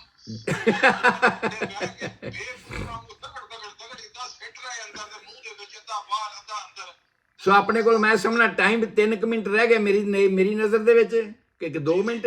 ਮੈਂ ਟ੍ਰੀਟਮੈਂਟ ਦੀ ਗੱਲ ਕਰਨੀ ਚਾਹੁੰਦਾ ਹਾਂ ਕਿ ਇਹ ਜਿਹੜਾ ਇਹਦਾ ਇਲਾਜ ਦੇ ਤੌਰ ਤੇ ਇਹ ਆ ਵੀ ਆਮ ਤੌਰ ਤੇ HIV ਨਾਂ ਤੇ ਵੈਕਸੀਨੇਸ਼ਨ ਮਿਲਦੇ ਹਨ, ਜਿਹੜੇ ਕਿ ਰਿਕਮੈਂਡ ਕੀਤੇ ਜਾਂਦੇ ਨੇ ਕਿ ਦੂਸਰੇ ਮਹੀਨੇ ਬੱਚੇ ਨੂੰ ਜੰਮਣ ਤੋਂ ਬਾਅਦ, ਚੌਥੇ ਮਹੀਨੇ ਬੱਚੇ ਨੂੰ ਜੰਮਣ ਤੋਂ ਬਾਅਦ, 6ਵੇਂ ਮਹੀਨੇ, ਫਿਰ 12 ਤੇ 15 ਮਹੀਨਿਆਂ ਦੇ ਵਿੱਚ ਇਹ ਵੈਕਸੀਨੇਸ਼ਨ ਆਮ ਤੌਰ ਤੇ ਇੱਥੇ ਤਾਂ ਰੂਟੀਨ ਬਣਿਆ ਹੋਇਆ ਲਾਉਂਦੇ ਹੀ ਆ। ਪਰ ਜਿਨ੍ਹਾਂ ਦੇ ਨਹੀਂ ਲੱਗੇ ਉਹਨਾਂ ਨੂੰ ਇਸ ਤਰ੍ਹਾਂ ਦੀਆਂ ਸੰਭਾਵਨਾਵਾਂ ਹੋ ਸਕਦੀਆਂ ਨੇ ਔਰ ਬਚਾਅ ਵਾਸਤੇ ਲਗਵਾ ਲੈਣ ਨੂੰ ਠੀਕ ਹੀ ਰਹਿੰਦੇ ਆ।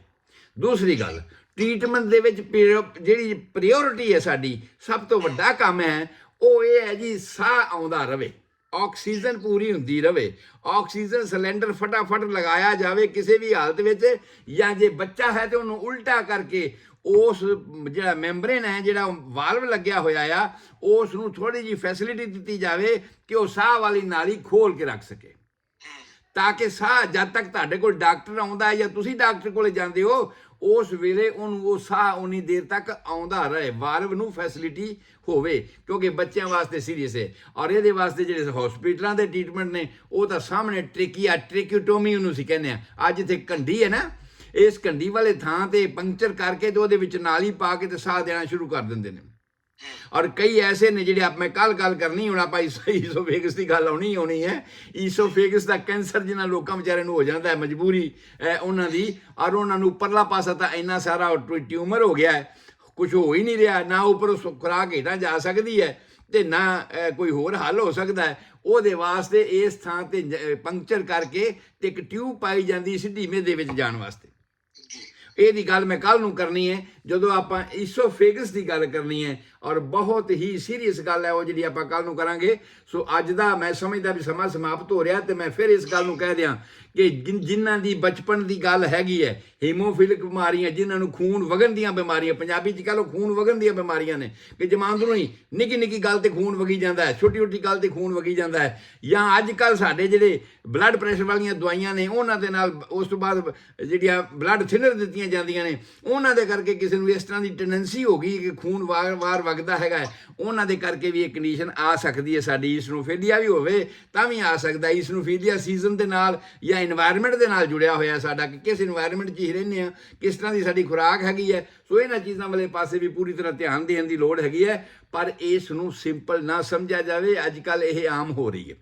ਬਹੁਤੀਆਂ ਗਰਮ ਚੀਜ਼ਾਂ ਖਾਣੀਆਂ, ਇਮੀਡੀਏਟੀਆਂ ਖਾਣੀਆਂ, ਤੇਜ਼ੀ ਨਾਲ ਖਾਣੀਆਂ, ਇਹ ਸਾਰੇ ਇਹਦੇ ਵੱਡੇ ਕਾਰਨਾਂ ਦੇ ਵਿੱਚੋਂ ਨੇ। ਜਿਹੜਾ ਹੁਣ ਜਮਾਂਦਰੂ ਹੋ ਗਿਆ ਉਹਦਾ ਤਾਂ ਤੁਸੀਂ ਕੁਝ ਕਰ ਨਹੀਂ ਨਾ ਸਕਦੇ, ਉਹਦਾ ਤਾਂ ਪ੍ਰੀਕਾਸ਼ਨ ਕਰ ਸਕਦੇ ਹੋ ਨਾ, ਤੁਸੀਂ ਪਰਹੇਜ਼ ਕਰ ਸਕਦੇ ਹੋ ਤੇ ਪਰਹੇਜ਼ ਕਰੋ ਉਹਦੇ ਵਾਸਤੇ।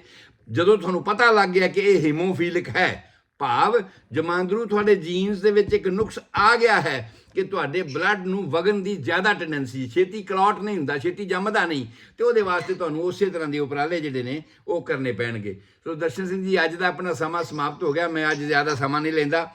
ਮੈਂ ਗੁਰਦੀਪ ਸਿੰਘ ਸੰਧੂ, ਤੁਹਾਡਾ ਹੋਮਿਓਪੈਥਿਕ ਕੰਸਲਟੈਂਟ, ਤੁਹਾਡੀ ਸੇਵਾ 'ਚ ਹਾਜ਼ਰ ਹਾਂ। 7021 ਵਿਲੇਜ ਪਾਰਕਵੇ, ਡਬਲਿਨ, ਕੈਲੀਫੋਰਨੀਆ 94568। ਮੇਰਾ phone number 4086871899। Email address homeomedicine HOMEO medicine@yahoo.com। ਕਿਸੇ ਵੀ ਵੇਲੇ ਫੋਨ ਕਰਕੇ ਜਾਂ ਈਮੇਲ ਰਾਹੀਂ ਵੀ ਤੁਸੀਂ ਆਪਣਾ ਕੁਐਸਚਨ ਮੈਨੂੰ ਭੇਜ ਸਕਦੇ ਹੋ। ਕੋਈ ਓਪੀਨੀਅਨ ਲੈਣਾ ਚਾਹੁੰਦੇ ਹੋ ਕਿਸੇ ਬਿਮਾਰੀ ਬਾਰੇ, ਜਾਂ ਹੋਮਿਓਪੈਥਿਕ ਤਰੀਕੇ ਨਾਲ ਇਲਾਜ ਕਰਵਾਉਣਾ ਚਾਹੁੰਦੇ ਹੋ, ਜਾਂ ਬਿਮਾਰੀ ਬਾਰੇ ਸਮਝਣਾ ਹੀ ਚਾਹੁੰਦੇ ਹੋ, ਤੇ ਤੁਸੀਂ ਕਾਲ ਕਰਕੇ ਆਪਣਾ ਸ਼ੰਕਾ ਨਿਵਰਤ ਕਰ ਸਕਦੇ ਹੋ। ਤੁਹਾਡਾ ਸਾਰਿਆਂ ਦਾ ਰੱਬ ਰਾਖਾ, ਤੁਹਾਡੇ ਸਾਰਿਆਂ ਦੀ ਚੰਗੀ ਸਿਹਤ ਲਈ ਦੁਆ ਕਰਦਾ ਹਾਂ। ਕੱਲ ਨੂੰ ਫਿਰ ਮਿਲਾਂਗੇ ਇਸੇ ਰੇਡੀਓ, ਇਸੇ ਪ੍ਰੋਗਰਾਮ, ਇਸੇ ਟਾਈਮ ਦੇ ਉੱਪਰ। ਸਤਿ ਸ੍ਰੀ ਅਕਾਲ, ਆਦਾਬ, ਨਮਸਕਾਰ। ਬਹੁਤ ਸ਼ੁਕਰੀਆ ਡਾਕਟਰ ਸਾਹਿਬ, ਬਹੁਤ ਬਹੁਤ ਖੂਬ ਜਾਣਕਾਰੀਆਂ। ਕੱਲ ਨੂੰ ਦੋਸਤੋ ਸੁਣਦੇ ਰਹਿ ਕਰੋ, ਭਾਵੇਂ ਦੂਜੇ ਪ੍ਰੋਗਰਾਮ ਮਤ ਸੁਣਿਆ ਕਰੋ, ਡਾਕਟਰ ਸਾਹਿਬ ਦਾ ਪ੍ਰੋਗਰਾਮ ਸੁਣ ਲਿਆ ਕਰੋ। ਮੇਰੀ ਬੇਨਤੀ ਹੈ ਸਾਰੇ ਸਰੋਤਿਆਂ ਨੂੰ। ਰਿਪੀਟ ਦੇ ਉੱਪਰ ਡਾਕਟਰ ਸਾਹਿਬ ਸਾਡੇ ਬਹੁਤੇ ਸਰੋਤੇ ਸੁਣਦੇ ਆ, ਕਿਉਂਕਿ ਮਾਰਨਿੰਗ ਏਅਰਲੀ ਹੁੰਦੀ ਇੰਡੀਆ ਦੇ ਵਿੱਚ 4:30 ਦਾ ਟਾਈਮ, 5:30 ਦਾ ਹੁੰਦਾ। ਰਿਪੀਟ ਦੇ ਵਿੱਚ ਫਿਰ ਇਹ ਆਪਣਾ ਪ੍ਰੋਗਰਾਮ ਜਿਹੜਾ ਨਾ ਉਹ ਹਜ਼ਾਰਾਂ ਤੱਕ ਪਹੁੰਚ ਜਾਂਦਾ। ਤੇ ਉਹਨਾਂ ਸਾਰੇ ਸਰੋਤਿਆਂ ਦਾ ਬਹੁਤ ਧੰਨਵਾਦ। ਕਾਲ ਕਰ ਲਿਆ ਕਰੋ ਡਾਕਟਰ ਸਾਹਿਬ ਨੂੰ, ਕਿਸੇ ਨੂੰ ਵੀ ਕਿਸੇ ਚੀਜ਼ ਦਾ ਮਸਲਾ ਹੋਵੇ ਤੇ ਬਿਲਕੁਲ ਇੰਡੀਆ ਤੋਂ ਵੀ ਕਾਲ ਕਰ ਲਓ। ਕਿਸੇ ਵੀ ਦੁਨੀਆ ਦੇ ਤੁਸੀਂ ਕਾਲ ਕਰਕੇ ਆਪਣੀ ਕੋਈ ਇਨਫੋਰਮੇਸ਼ਨ ਲੈਣੀ ਹੈ, ਡਾਕਟਰ ਗੁਰਦੀਪ ਸਿੰਘ ਉਹਨਾਂ ਦੇ ਨੰਬਰ ਤੋਂ ਤੁਸੀਂ ਕਾਲ ਕਰਕੇ ਉਹਨਾਂ ਕੋਲੋਂ ਇਨਫੋਰਮੇਸ਼ਨ ਲੈ ਸਕਦੇ ਹੋ। ਬਹੁਤ ਸ਼ੁਕਰੀਆ ਡਾਕਟਰ ਸਾਹਿਬ, ਥੈਂਕ ਯੂ। ਬਹੁਤ ਮਿਹਰਬਾਨੀ ਜੀ, ਬਹੁਤ ਸ਼ੁਕਰੀਆ।